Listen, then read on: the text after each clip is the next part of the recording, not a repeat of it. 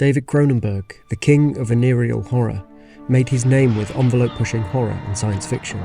A History of Violence appears to buck the trend as a film much more mainstream, yet it subtly deconstructs the commercial elements and deals with many of the same themes of his other work, including transformation, identity, secrets, a mind-body schism, and body horror. As film lecturer and screenwriter John Costello notes, his central characters are often pure outsiders, who either through a derangement of the senses or induced mental physical altercation suffer loss of identity. This was published 5 years before A History of Violence, and yet it captures its essence so perfectly. The plot revolves around Tom Stool, a family man with long-standing ties to this community. He's just another hard-working small business owner and operator in Millbrook, Indiana, where he runs a diner. One night there is an armed robbery. Believe me, I do know that! And in an act of self-defense he kills the two assailants, with supreme panache.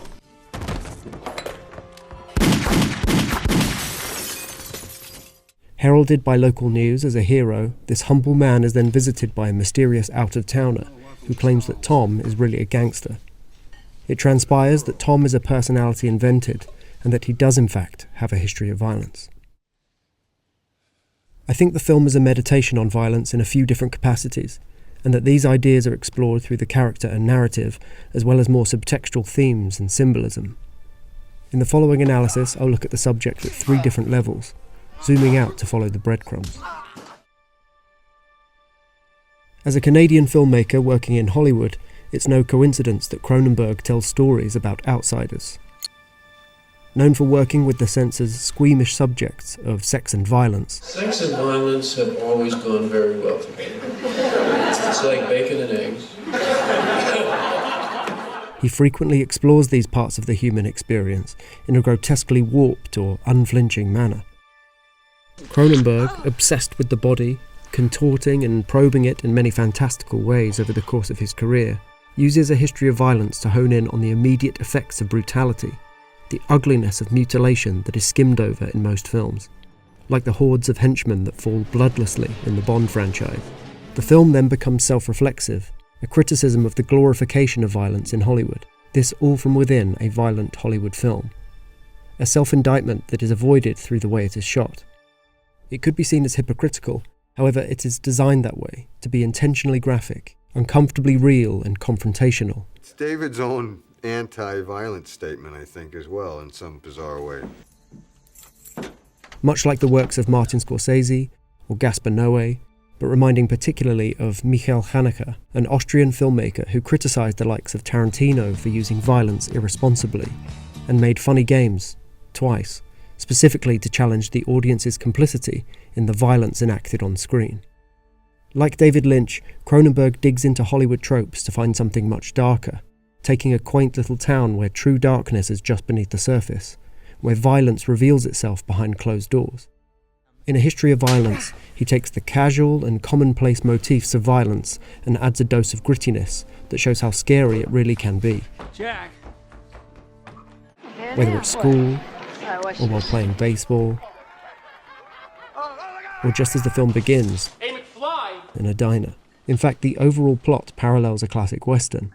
You ain't Seamus McFly. A menacing threat rolls in from out of town, whilst the hero tries to maintain the peace. A History of Violence attempts to blur this obvious distinction between good and bad by showing that they come from the very same place. Metaphorically speaking, not just Philadelphia. More than this, he shows how reductive it can be to do so. Silly and sounding childish. I know the real thing. The bad men.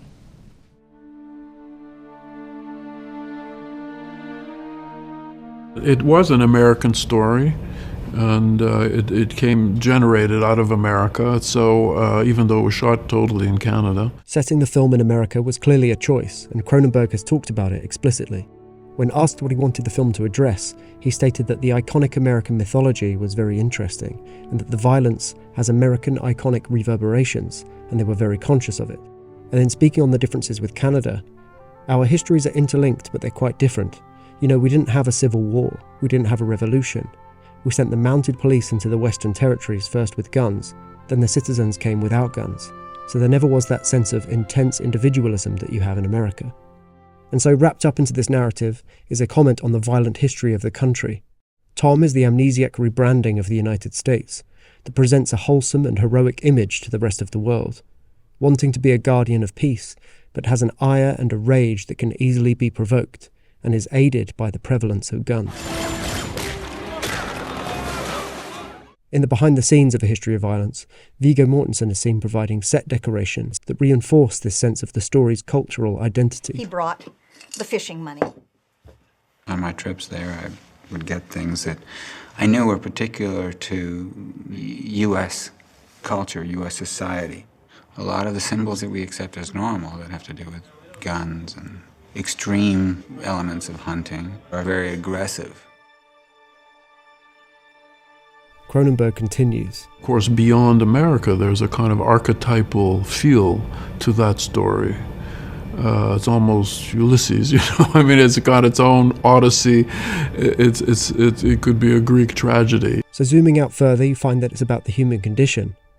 I think the comparison to Greek mythology is apt, considering how the film employs Christian symbolism to tap into the much broader idea about human nature. Tom wears a cross around his neck. This could be part of the rebrand, an attempt to convince others of his morality and cover up his past. Or it could be a signifier of rebirth and redemption. Jesus. In fact, this charged terminology is used by Tom himself when finally confessing his identity to Edie in the hospital. I wasn't really born again until I met you.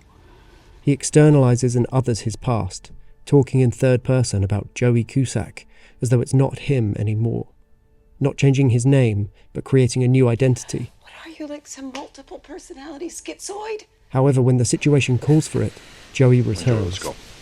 In matters of fight or flight, the instinct kicks in and we see what would Joey Cusack do as he brutally murders a number of people. That's not to say he's invincible. Cronenberg shows us the physical cost of violence in some kind of semi-stigmata. But this isn't a Christ parable. It seems more appropriate to look at the story of attempted redemption through Paul the Apostle, who was initially a sinner, a persecutor of Jesus' followers, before transforming, changing his name in the process, from Saul initially. When Joey re-emerges, the film asks the question whether we can bury our history, or will it inevitably return? Is there some genetic memory from our ancestors that persists on a subconscious level? In an effort to finalise his transformation back to Tom, he throws his gun into the river before taking off his shirt and washing away his sins, carrying out some kind of baptism. Or maybe we could find answers by turning to the Old Testament in Genesis, in the story of brothers Cain and Abel, who can be seen in Joey and his brother Richie. Jesus, Joey. Cain murders his brother Abel, reflecting the destructive power of human nature. This can be seen in Tom's struggle with his violent instincts. Violence, then, could be seen as an inherent part of being human, a type of original sin, a predisposition we possess innately and must work to overcome. These are just some of the ideas and potential answers that are spread throughout the film, both in the surface story and through subtext and symbolism. Once again, John Costello hits the nail on the head when he says that Cronenberg illustrates in graphic detail how untrustworthy and precarious the human condition is.